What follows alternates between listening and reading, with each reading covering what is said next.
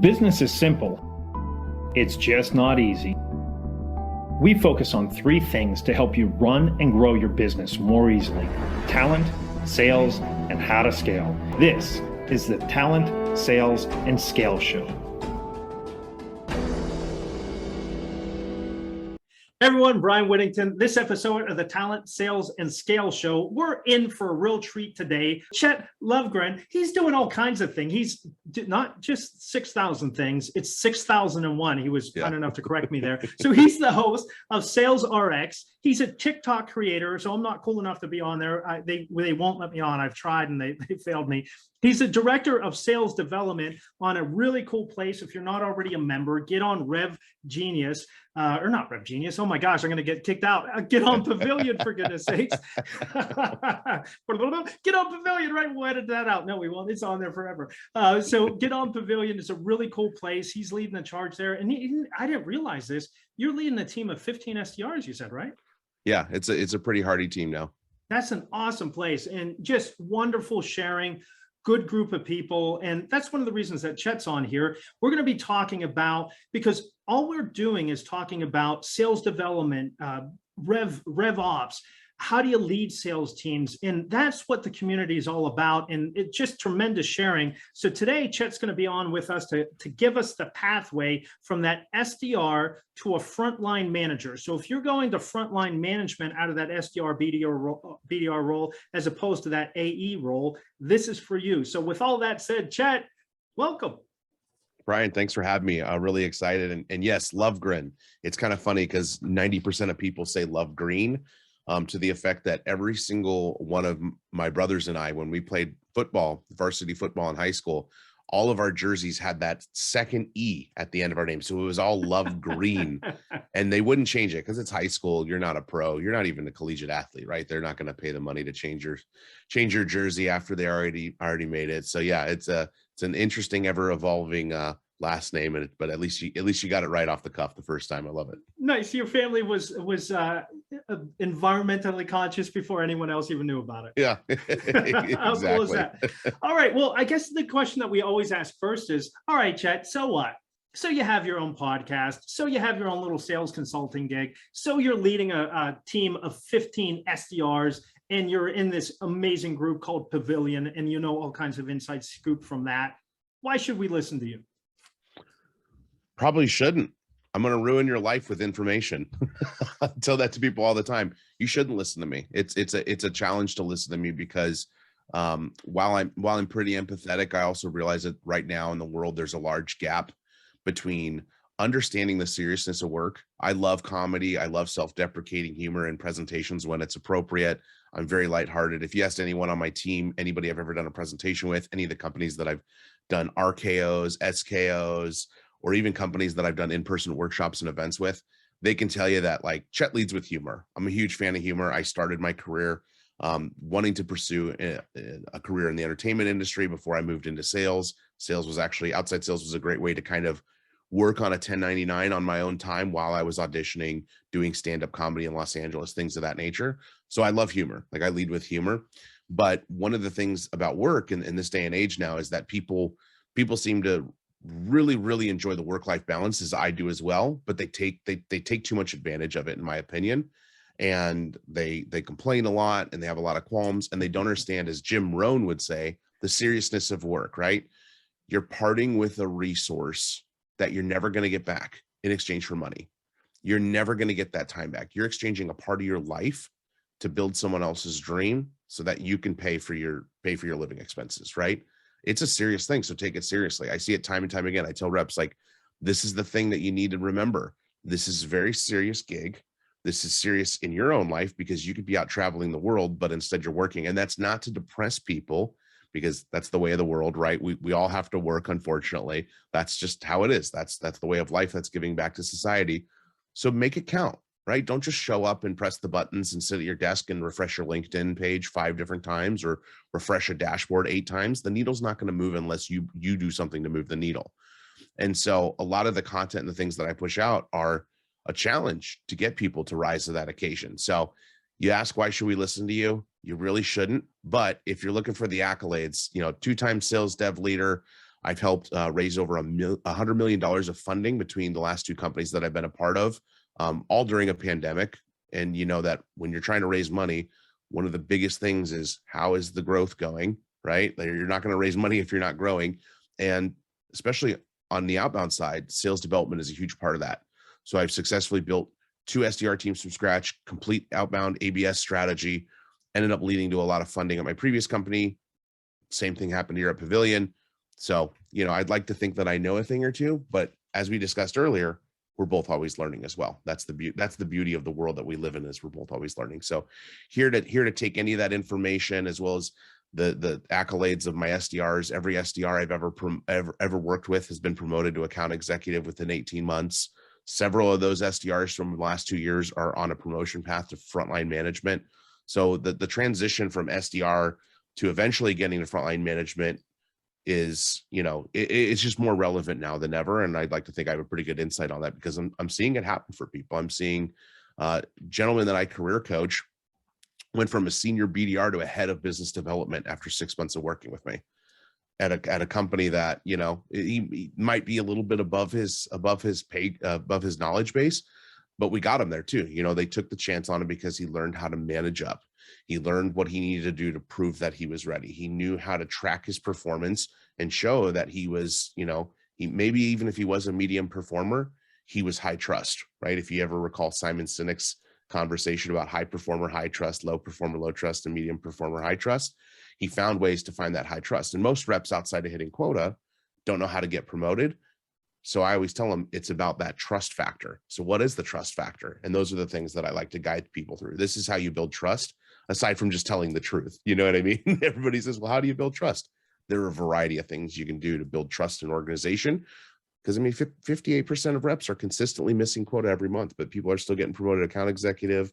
People are still getting promoted to frontline managers. So somebody's got to be doing something right. You know, it's not always just about hitting quota. Well, let's take down into this a couple of things. Now, you said something that I'm familiar with. So you said ABS. I've heard of ABM, but what's ABS strategy? So ABS is account-based selling. Okay, so I call it account-based marketing, but you're calling it ABS as account-based sales.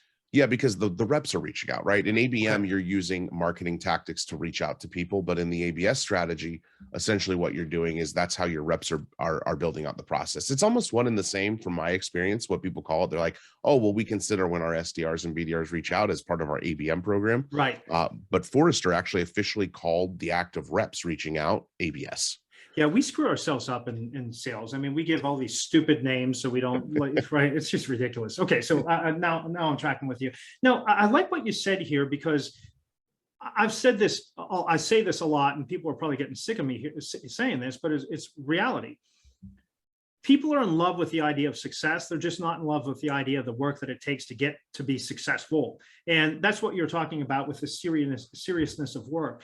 Mm-hmm. What does seriousness look like? How do you know that you're acting in a serious modality when you're doing your gig?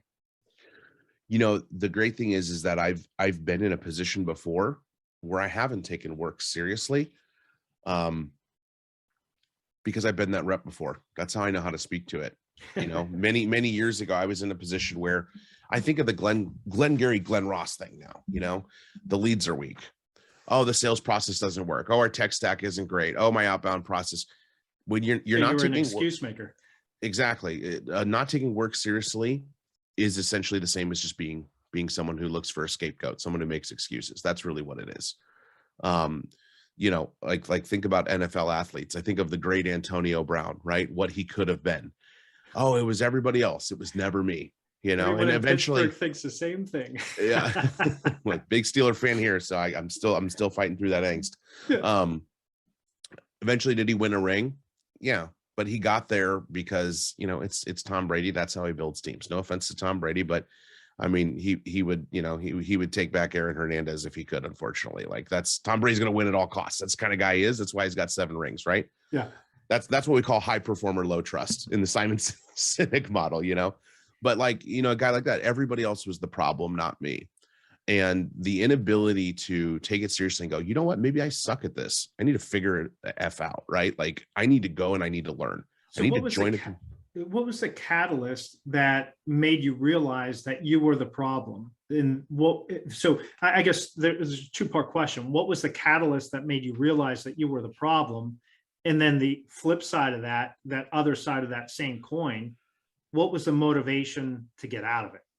So the catalyst was, somebody calls you a horse once, you punch him in the face, right? Somebody calls you a horse a second time, you cry about it to your therapist. Somebody calls you a horse a third time, maybe it's time to start shopping for a saddle. I think I flipped number one and number two around. I think it's they cry about it, and then the second time they punch someone. I'm not really sure. I think about it the first way though. Like you hit someone because you both at the same time, right? Get it yeah. done. But it was the same thing, right? I was in this position in early 2019 where it was like, wow, the only constant here in my issues is me. Well, a lot of people won't admit to that. I mean, you see a whole entire society right now of it. And unfortunately, depending, and not to get political here, but a lot of times people push that and push that victim mentality. And the thing that I despise about that victim type mentality, Chet, is you're the victim. If I'm the victim, then I can't do anything about it. Whereas if you say, hey, let me own this, it might sting, and it will, but then at least you can do something about it. And look what you've done as a result. Yeah, exactly. And I tell people, like, if you look at my job history in 2019, I was a nobody, right? I was making enough money to live, doing well, ended up accruing enough to buy a house eventually. I think years of saving, right? But I wasn't doing extremely well. And it was 2019 when I started taking my professional development really seriously. And from the, let's call it Q4 of 2019, I went from an individual contributor. I joined software in like mid 2019, right? I started working in SaaS. Before that, I was in commercial insurance. July 2019, I started working in SaaS. From July 2019 to I was an individual contributor, I became an SDR manager less than a year after that. And then less than a year after that, I became a director of sales development. So I went from individual contributor to manager to director in less than 2 years. Yeah, and that's a world of a difference. If you're selling commercial commercial insurance, that's a completely different mindset than what you're doing as an SDR BDR. So you entered in at that SDR BDR. No, that was the other thing. I held out. So I had right into an AE. I was one of those. Yeah, I had 6 years of sales experience at that point. And everybody wanted me to be an SDR. And I said, you know what? I understand I don't have any software experience, but I've been a full cycle rep. I've probably closed bigger deals. I mean, I had closed $250,000 insurance policies, commercial insurance policies for El Pollo Loco franchisees, right? I was like, I guarantee you do not have an account executive at your SMB mid-market team that has closed a $250,000 deal. I guarantee you. That's curious, because I would be concerned in hiring you. I'm just putting on my hiring hat. I would be concerned about hiring you that maybe you didn't have the chops to do the business development the way that you need to, because business development and commercial insurance is drastically different than business development as an AE. So how did you start to adapt those methodologies or get into these methodologies? Because now as an SDR manager, or a BD manager, you need to know those. So how did you go about learning those and getting into that? So the only thing that was different for me, the process was the same. The funnel is still the same. You still manage your time the same way. You have the same outlook on life. 90% of everything was the same to me. The only difference was the talk tracks. Couple talk tracks, couple ways you do things differently, right? Dan Salazar, my old CRO at 3PL Central, when I was an individual contributor there, said, the thing you got to recognize is when you look at your persona, every persona is different. If you're a VP of sales at a Series A company that just got funding and is doing $3.5 million a year, your job is still going to look completely different than another VP of sales at a Series A company who is doing $3.5 million a year. And so you need to ask people this question. This is what's going to change everything for you, to understand what's important to them, instead of flat out going, well, what's important to you? Because then people are like, oh, sales hat. Oh, no. So it's like these little tweaks and changes that made things, a little bit better for me, made things more effective, because now I was targeting like these companies as opposed to like restaurant chains and I mean, it's just a different, it's a different vibe to call into like VPs of sales, VPs of operations, COOs, CROs, than it is to talk to like franchise owners. 100%. Meeting people through the Beverly Hills Bar Association, meeting people through my Kiwanis Club in Torrance, California, like, you know, hobnobbing with people at networking events, doing business walks, way different than the conversations you have when you're cold calling people at a desk in a software company. Yeah, because the curious thing is, if you're out there doing your networking, you're likely not going to run into the type of people that you can whenever you're on a cold call, cold outreach, because they're not hanging out at those events, typically speaking. They're at a different tier. So yeah, very much so. Now, okay, so how would, then bringing it back to the conversation here of going from SDR to frontline manager, you did that in fairly fast order, and you're also helping others to do that in fairly fast order. So what would you say that if I'm looking to bring on somebody into that management position from my SDR BDR team, what should I, as the leader, be looking for in that SDR BDR that makes me think, hey, this would be a good manager, as opposed to moving them down to the account executive route? Yeah. So it's becoming more common that SDRs are going straight to SDR management instead of moving to AE and then moving into SDR management. And I think that, like, I think about former SDRs and where I would have hesitation of making them an SDR manager if I was a VP of sales. And I think the main thing it boils down to is they have to have, if this is for SDRs, if you want to be a manager, right? If you've been SDR for 2 years, like, I want to be an SDR manager, I don't want to go to AE, I want to run an SDR team. Look for an opportunity to at least be a team lead, like a player coach, for maybe 6 months, and take that time to learn a skill that might be really useful for your manager. And here's the example: 3PL Central. I'm a successful AE interviewing for the SDR manager position. And Dan goes, my biggest worry is that I know there are SDR managers that are applying for this role who have had to have tough conversations and had to conduct one-on-ones with employees and had to do the people management thing before. You've never done that. You've also been a top performer here. And I know that top performers tend to think everybody should be a top performer and all their sales reps should be rock stars. So it's a tough thing. It's a tough pill for me to swallow.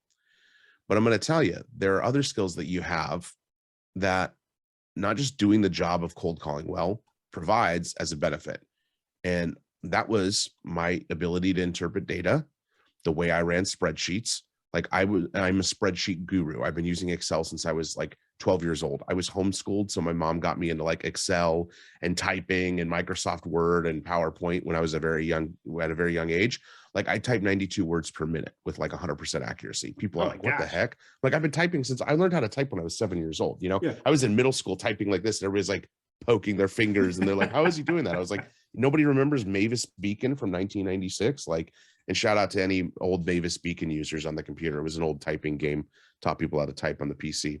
But it was the spreadsheets. And he's like, one, you are a fan of data, you love data. We had Insight Squared, and I was the only account executive who actually used Insight Squared because nobody else knew what the hell they were looking at. And he's like, that skill can be super valuable for me as a leader to rely on you to get things right. I created my own report dashboard as an AE in Salesforce. They gave me some ability to create my own KPI dashboard. I was the only AE that would log in and go to Chet's dashboard. And so I was a data nut, and I had that extra skill. He's like, I can teach you the people management stuff. I can give you a crash course on that. We can get you enrolled in a program. We can get you some training, but it's that super set of skills, aside from being good at cold calling and knowing how to build sequences and all that. So if you're looking to bring an SDR on as manager, look for the person that has that additional skill outside of the SDR, doing the SDR job really well. And if you're an SDR looking to get into that position, find a skill. If you use outreach, go get some certifications in outreach. So you can go, look, all this stuff in outreach that needs to be done, I can manage the tool. If you use HubSpot, go get HubSpot certified. There's a bunch of free stuff on HubSpot where you can get certified. Show your manager, hey, I have all these certifications in HubSpot. You don't need to build sales sequences. You don't need to set up calendar links, round robin links. You don't need to do my reporting. Like, I can do all that, right? Because they're going to have to spend more time teaching you how to do the people management side find an area that they don't have to teach you something in that can take more time off their plate, since they're going to have to put a little time on their plate to help you learn how to manage people.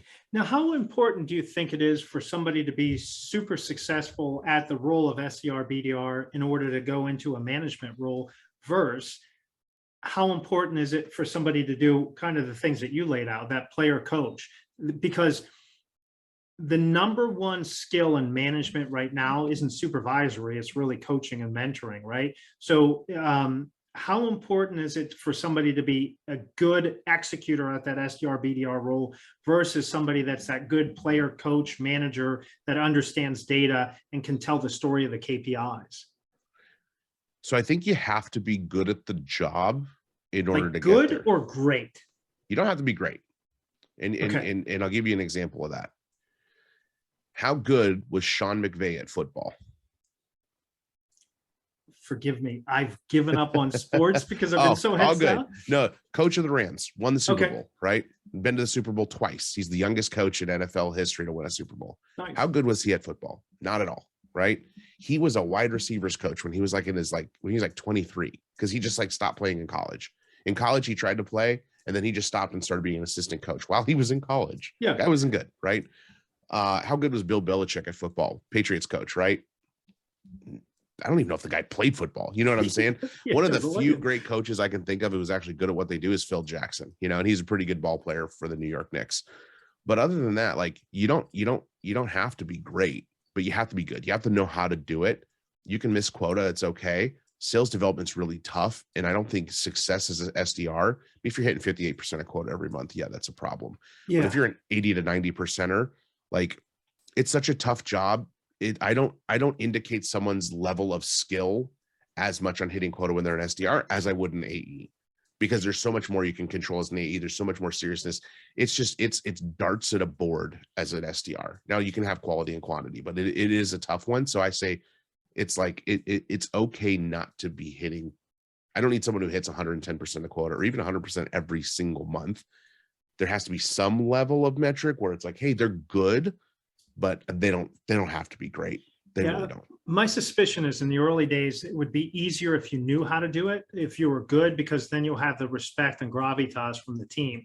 However, if you are effective at teaching and coaching and guiding and helping others to be all that they can be, because there's some people that are they're just natural at it. And if you can coach, mentor, and train them to be amazing, that seems to be the real skill set that so many people lack.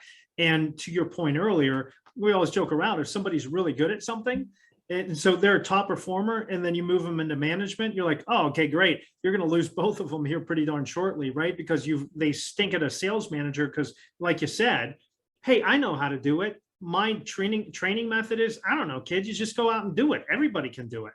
And they don't know how to break down the steps and show them the path.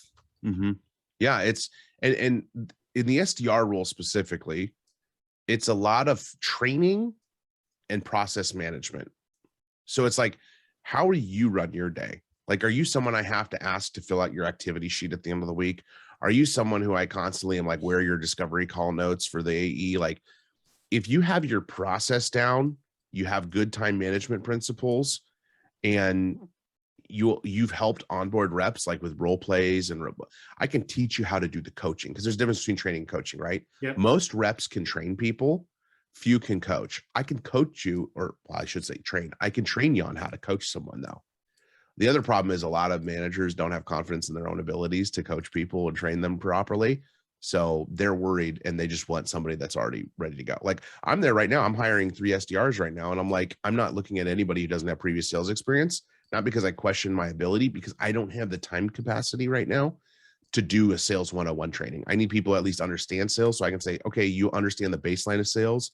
This is how we do sales. This is our process. Go and be free. I don't have time to go through and go, this is the framework for a conversation. You know what I mean? Like, I don't have time to do that.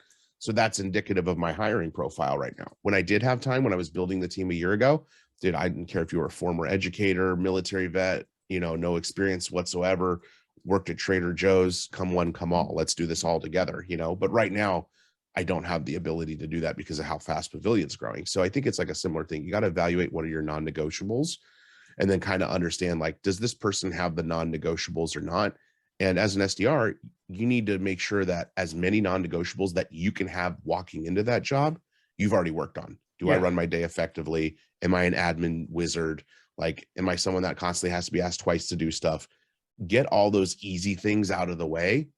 Get them out of the way. You can do them. And that's the seriousness of work, right? You know when you have to do something. And if you keep forgetting, that's okay. You have a cell phone with alerts. You have Google notifications. You can set a 5-minute calendar block at the end of every day to fill out your activity sheet if you really forget. And that shows me as a manager, as like a leader, that like you take this seriously and you could do this, because those are things I do too. I have blocks for email. I have blocks for checking our pipeline and reports. I have blocks for doing call coaching. Like, I have everything blocked out. People look at my calendar and they go, you have no free time. And I'm like, well, those are tasks that I have to accomplish. They're free blocks, so you can book over them if something's urgent. But yeah, that's my day. That's my job. That's my work. That's what I'm doing. And yeah, sitting on doing 3 hours of call coaching a week, listening to gong recordings all day long, this is not the funnest part of my job, but it's the most insightful part of my job. Yeah. And it has to be done. And I have to build that process. Now, so if I'm an SDR, BDR, and I'm thinking I want to go into this management route, and you just told me, hey, wait a second, training is different than coaching. And a lot of people conflate those. So how would you differentiate between training and coaching? So there's a lot of differentiators, but training is a transfer of knowledge. Coaching is an enhancement upon that knowledge, enhancing that skill. Training is, hey, here's how to have a 30, here's how to jump really high. And then coaching is, here's the little changes you can make to your form to get an extra 6 inches on your vertical, right? Same thing. Here's how to make a cold call. Training. Group setting, pretty one-sided. I'm presenting most of the information. People are asking questions at the end, possibly. Group setting, structured.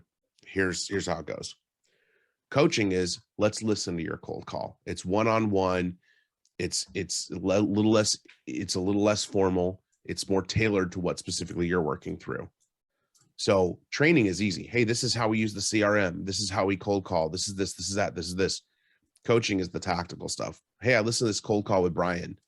Want to talk a little bit about how you're positioning our value when you hear about this problem he's having. That is coaching. And so SDRs don't get a big chance to do that unless they're in group role plays and they're working one another. That's why I have the team. I actually have the team meet an hour a week on their own to cold call and rebuttal with themselves, because I want them to give each other feedback, because that helps them stretch that muscle a little bit and be okay giving feedback. And them doing that, that's giving them practice to step up in this or be a better AE as well. Mm-hmm. Now, you said that you've brought a couple of people through this, and one person might be at a current Peter principle that he's, getting a little bit over his skis with where he is, but you're giving the foundation to be able to catch up and get back over his skis, as they say.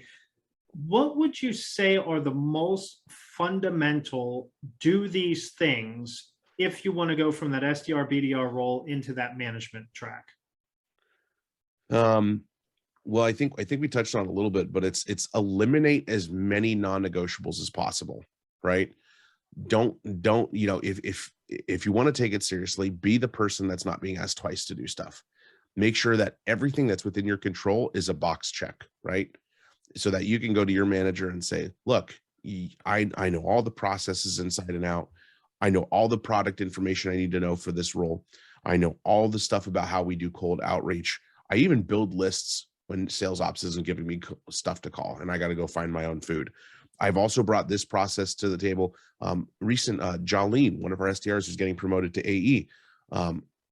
I don't know if I want to share her exact secret to everything, because that's her special sauce in terms of prospecting. And if we have any competitors out there, they might snag that. But one day I was talking to her. I was like, wow, you're booking a ton of meetings. What are you doing differently? What's working well? And she's going, well, this is something I'm doing with Sales Nav that's really helping me. And she showed me this thing that she was doing that nobody else was. And I went, wow, that's innovative, right? Hey, one of the reasons she's getting promoted to AE on June 1st, because she's thinking outside the box. When our leads are not where they need to be, she's going, well, I'm still going to hit my quota, so I'm going to find a way to make that happen. So she's using innovative strategies to do that. And more often than not, people think, oh, I can't be that creative. No, get creative. Try different things.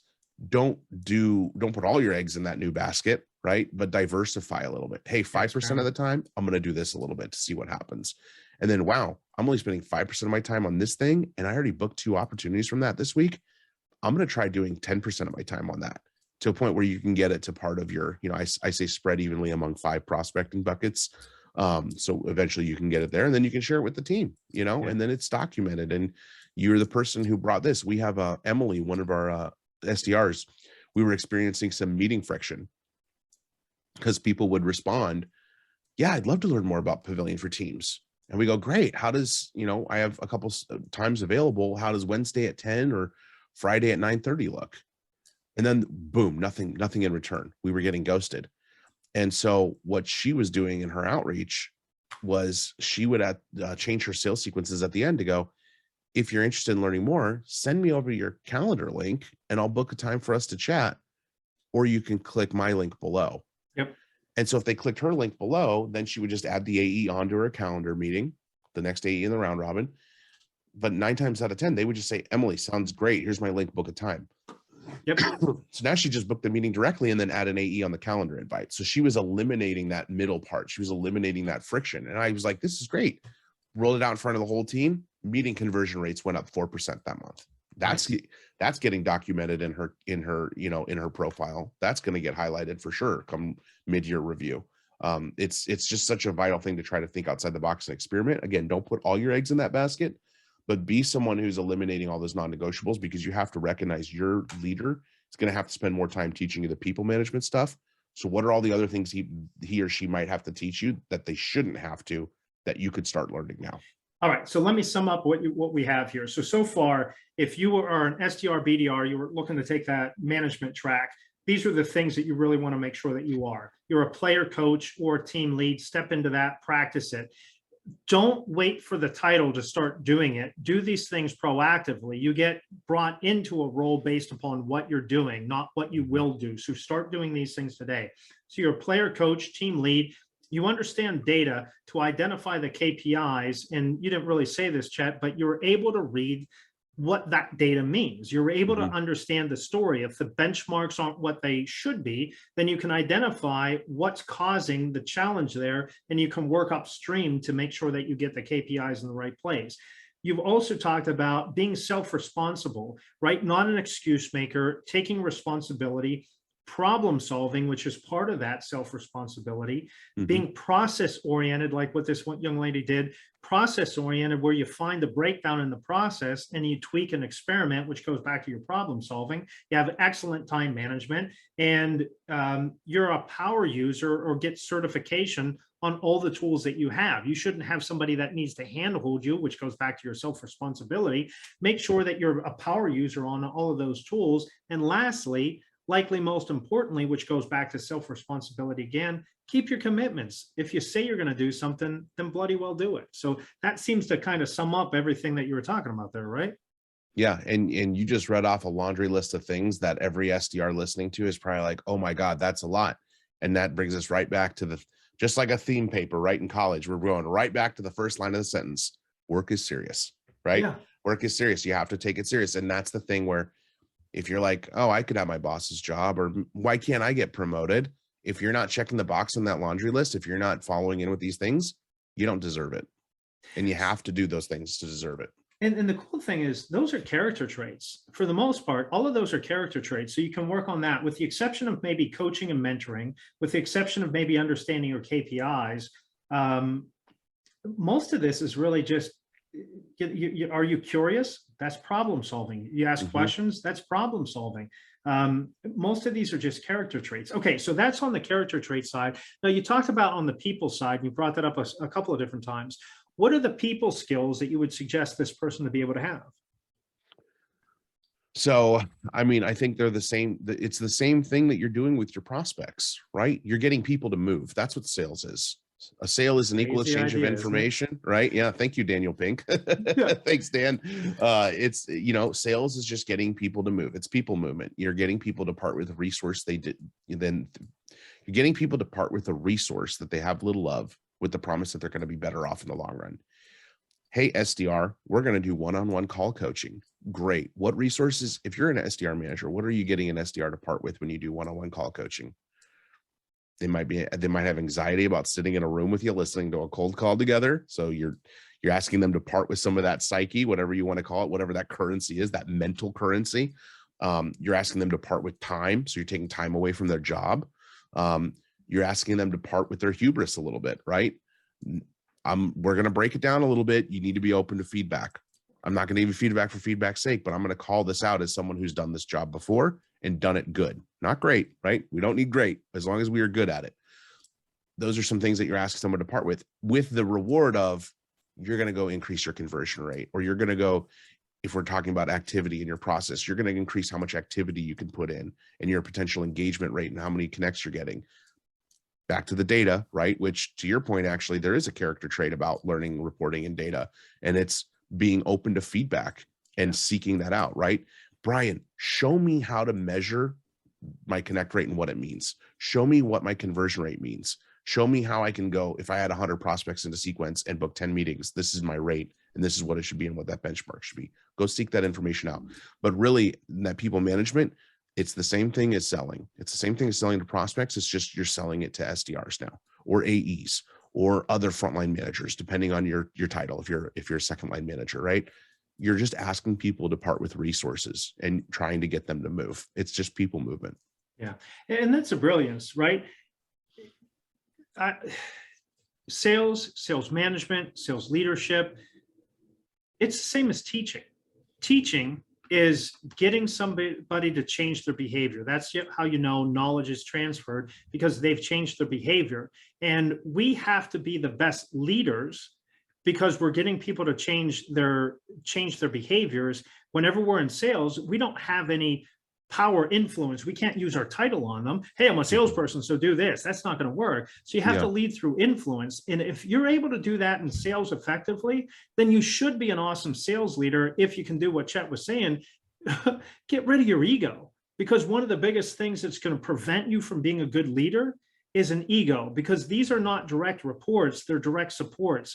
Your job goes from being the leader, being the best, to being the biggest supporter and making a whole team of better people than what you ever were. And if you can do that, the leadership at its essence is where people don't need you anymore because you've led them so well, they don't need you. And when you've done that, they'll want you even more than they ever wanted before. So that's the essence of a good manager or leader. Well, that's at least my viewpoint. I don't know if you'd agree with that or hate that idea, Chet. No, yeah, I'm totally bought in there. Got it. Buy-in. There you go. You're a sales leader. You just got my buy-in. That's all it is. The Woo! buy-in. Little why behind the what. Why should I look at your product? Why should I talk to you? Sell them on the why behind the what. You're going to do the same thing with your SDR cohorts or your SDR reports, right? Why are we doing call coaching? Like I was easily able to point that out to a rep. Again, it all related to data, but I said, how much did we miss our quota by last month? 15%. Cool. I got something really fun to show you. And I basically showed them backtracking that their total activity for the month they were less than 15%. Their total activity was 15% lower than what our minimum expectation is. And I said, works, huh? Yeah, the whole plan, I said, man, I'm a stat geek. I'm a nerd. Like the whole plan is put together with math. Now, sometimes there are these 1% to 2% shifts. Sometimes this activity does not equal, this amount of qualified opportunities. Sometimes it equals one less. Sometimes it equals one more. That tends to happen, right? But as a baseline, 15% less activity, you hit 15% under your quota. That's why you're hitting 85%, man. Like, and that's an easy fix, right? It's just activity a little bit. That's an easy fix. Correct. It's the ones that struggle with the conversion rates where you're like, all right, here we go. Here's some one-on-one call coaching. We're gonna fix these cold calls, but it's just, if it's just the activity, man, dude, that's just picking up the phone 3 times more a day at least. It's not that hard. So whenever somebody finally does move into that management role, what would you say the biggest mistakes that most new managers make? Still doing the job. Yes. Yeah. Explain that a little bit more deeply, because you're dead spot on there. Yeah. So you're not responsible for the job. You're responsible for the people responsible for the job. Right. That's Simon Sinek 101. I saw somebody actually post the other day, oh, here's a great way to, there's so much bull crap on LinkedIn now. People are just trying to be thought leaders and industry disruptors. But somebody said, oh, here's a great way to motivate your team.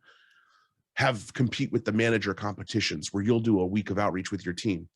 You know what? If you're doing your job well and you're actually valuable to your company as an SDR manager, you don't have time to do the job, right? You should be doing other things. That is one of the dumbest things I've ever heard.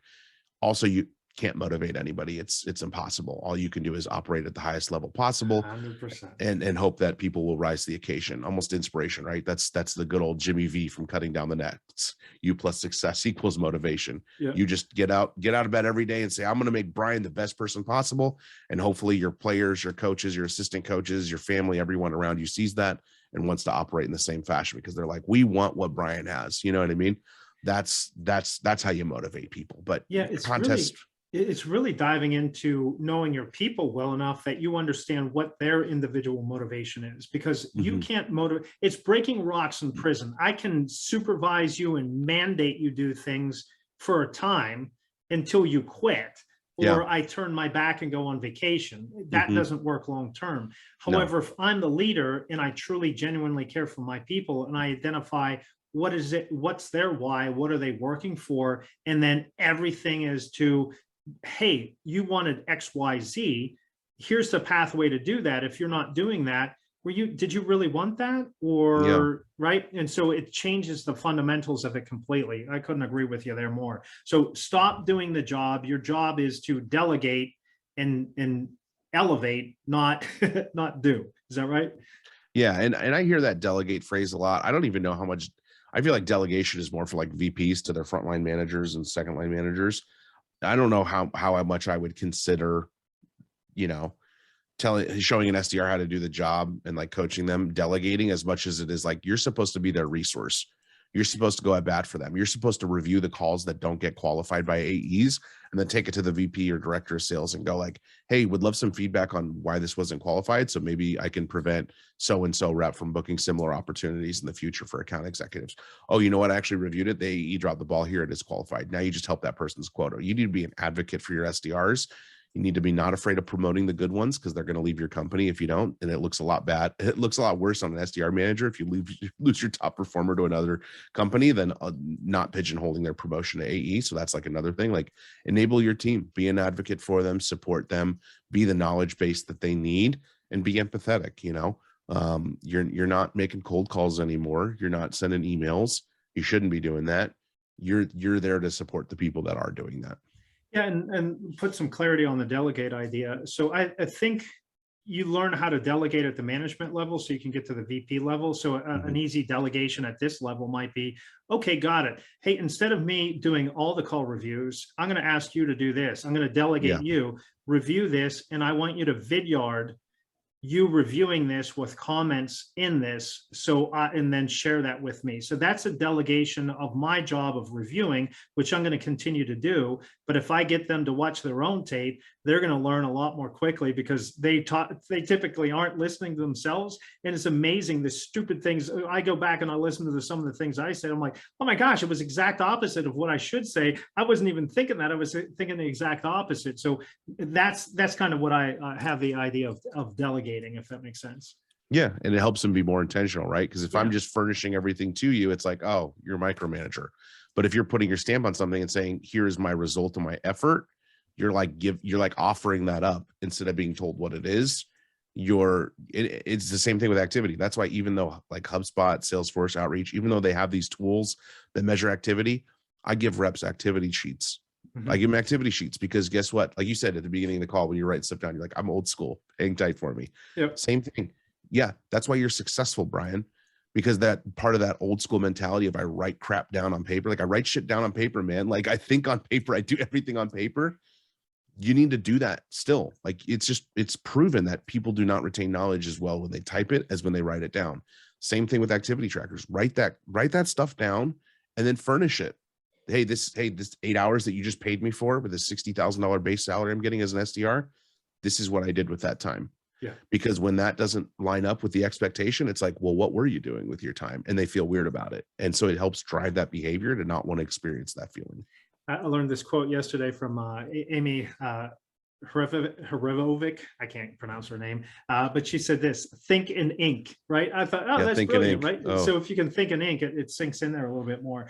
Well, cool. Well, how about maybe a suggestion that you have in around whether it's hiring for this type of talent or scaling their abilities up to make the next round. Any particular piece of advice that you want to give? We could sit here for an hour at least and talk about one specific thing on scaling people into that management role, if that's something you're interested in. But I want to be a little bit more helpful to probably current SDR managers and and senior leaders, and probably talk a little bit more about like the hiring side. Sure. This is something that's, especially hiring people, like this is terrible. Everybody's going to hate that I say this, but it's the reality of everything. The most common interview question I get from SDRs is, what are the qualities that you think make a good SDR? And I always tell them, you know what? I get this question in every interview, and I'll tell you, it's actually a lot simpler than people think. You either want to do the job or you don't. It is that simple. Because think about this, right? How can you determine if someone is brave if they haven't faced a fearful situation and came out on the other side of it better? Mm-hmm. How can you tell if someone's creative if they've never created something that made sense? If you've never written a song, or you've never written your own sales email, or you've never, sung a chorus, or I don't know, anything, created anything in your life, you are not a creative person, right? Even if it's not that great, if you've never created anything, you're not a creative person. But if you create a lot, then you can be a creative person, right? So there's all these like grit. Grit is another one. Everybody loves it because there's a big old book about grit, and we all want to say we have grit.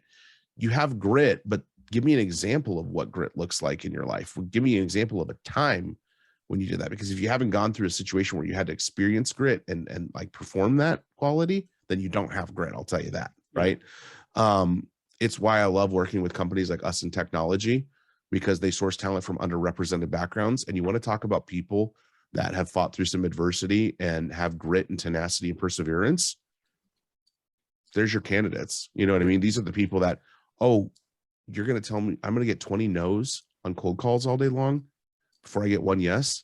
That's fine, because I've experienced XYZ situation that was way worse in the past. Nothing stacks up to something that I've experienced in my life as an underrepresented individual. And so, everybody says, like, what qualities do you need to have? The core qualities, you just need to want to do the job.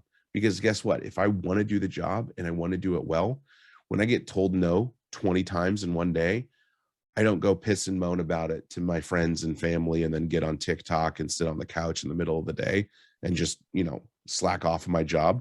I take it serious and I go, what am I doing wrong that nobody's listening to me past my value statement?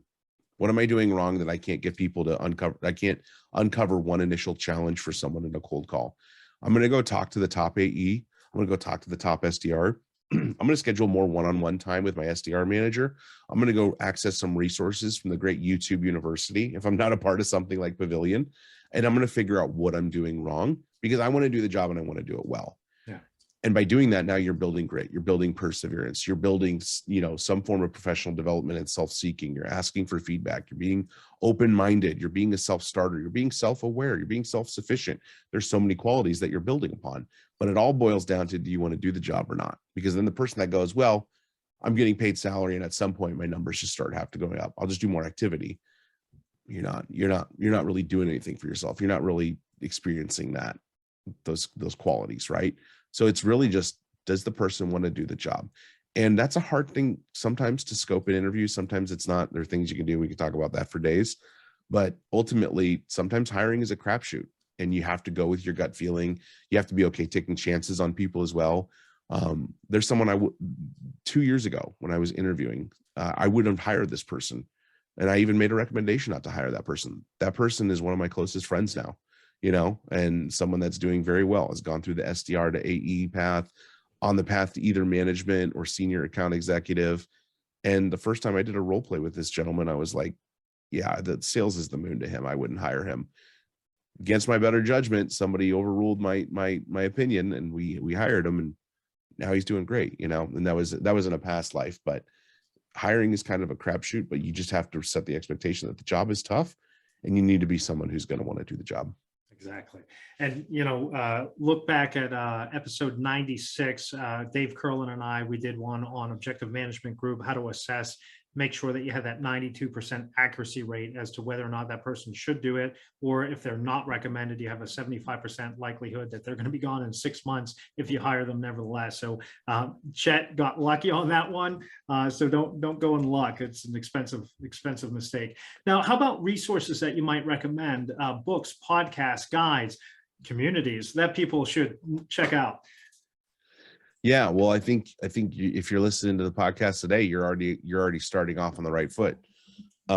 Sales RX podcast also, shameless self plug there. Mostly we just talk about like top of funnel activity, prospect conversion, time management principles, mindset, motivation. So it's more geared for SDRs, BDRs, SDR managers, sales reps that are responsible for top funnel activities, sales leaders looking to improve their top funnel activity. Pavilion's a great community. It's a paid community. There's structured training and development. There's skill certification. There's one-on-one mentorship. There's community powered learning. There's online events. There's digital community where they're literally doing everybody says, oh, I don't need another virtual happy hour, but now there's in-person events and chapters and different chapters across the country. I mean, we even have a Birmingham, Alabama chapter. Like, how cool is that? You know what I'm saying? I think those are two great places to get started. Sales books, I recommend there's a holy trinity of sales books I recommend everybody read. Fanatical Prospecting by Jeb Blunt, Gap Selling by Keenan, and Atomic Habits by James Clear. Nice. Okay. One teaches you how to do the core SDR job and teaches you the value of it.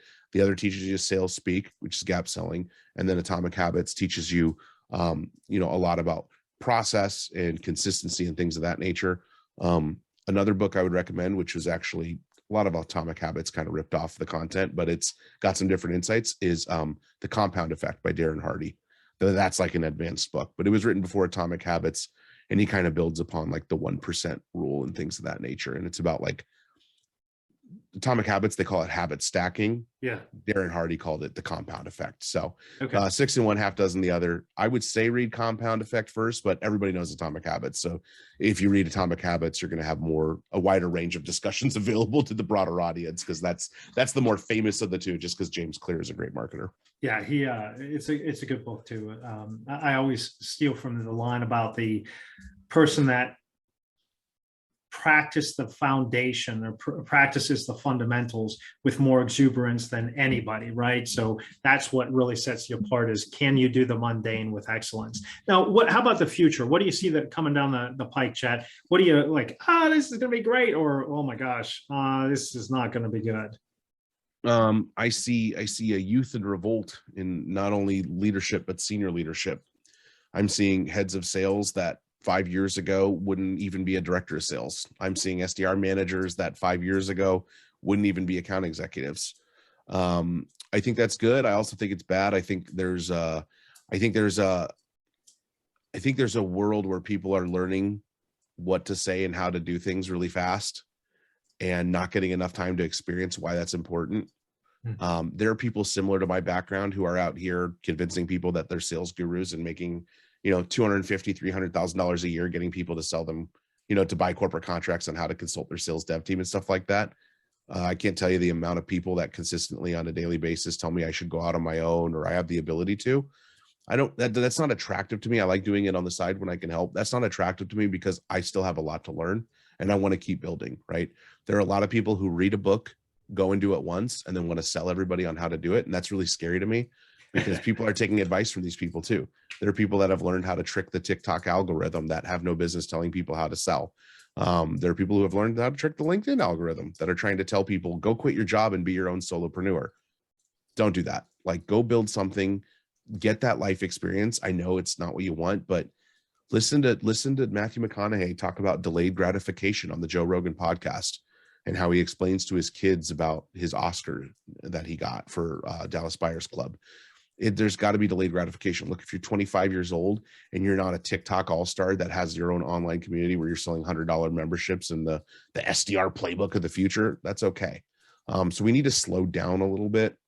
I think the trend is that we're getting faster in a bad way. I think it's also good. The pro of it is that information can spread quicker, right? So we can help scale people, but we as people need to care more about vetting who we're talking to. Chet and Bryan are qualified to give advice. Chet and Bryan aren't TikTok superstars. I create content on TikTok. I'm not a superstar. We're not LinkedIn superstars. We both put content out. We get good engagement. We're not LinkedIn sales stars. We need to be very careful about who we're taking information from. And unfortunately, people that are under the age of 30 who are eager just to get to the next step by any means are just taking the information from whoever they can get it, they're buying a dream.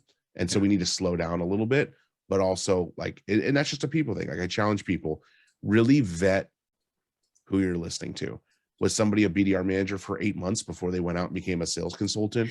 Or did somebody work in sales development for 5 to 6 years, build several teams? Like, you know what I mean? Like look at the history of the person that you're listening to, because in the end, it can do you more harm than good. Don't rush the process. I talked to a guy the other day, and I know we're running up on time, so I'll be quick with my story here, but yeah. I talked to a guy the other day who it's like, hey, I'm an SDR. Well, I thought he was an SDR manager. He said, I've been tasked with building a program at this 50-person company for the SDR team. I said, okay, I can help. Like he was like, can somebody chat with me? I have some questions. Started talking to him. He's 23 years old. It's his first job out of college. He's SDR hire number 1. I started asking him questions like, okay, so you're building all this sales process stuff. So who's hiring these other SDRs? Oh, the head of sales.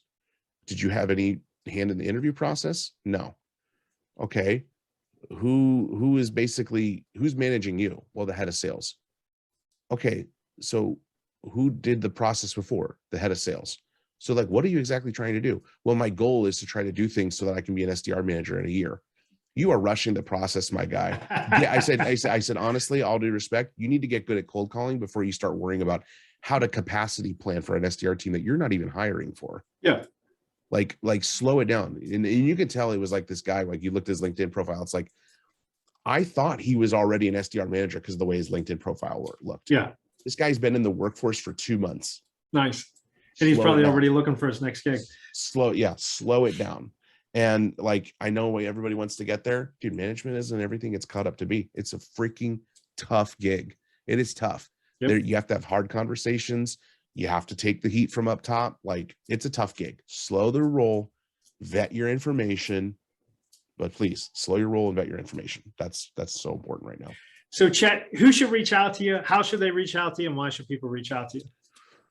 Anybody wants to reach out to me, I'm always happy to have a conversation, but don't flood my inbox unless it's necessary. I'm not going to buy anything, even though Pavilion raised money last June. I'm not going to buy anything from you. Don't reach out to me about that. I get a lot of people with these podcast shows, they listen and then they're like, hey, would you want to buy our software? You know, no, I'm not buying anything really right now. I know what tools I want to buy next quarter. So don't use this as a reason to reach out to me about that. But any SDR looking to make the jump to AE, any AE looking to make a jump into frontline management, any sales leader that has leaders, SDR leaders, AE leaders, and they're like, man, we would love some people management stuff. I'd love to pick your brain on that. Like I built 2 sales teams in the SDR land. I've helped coach other SDRs and SDR managers. More than happy to connect with anybody that just wants to pick my brain. If you have a podcast and you want somebody to come by and spend some good time ranting and raving a little bit, I'm always down too. So I just love connecting with like-minded people, and LinkedIn is really the best way to reach out to me. All right, Chet Lovegren, 1E, not 2. Get out there, get on it. Hey, good summary. Appreciate it.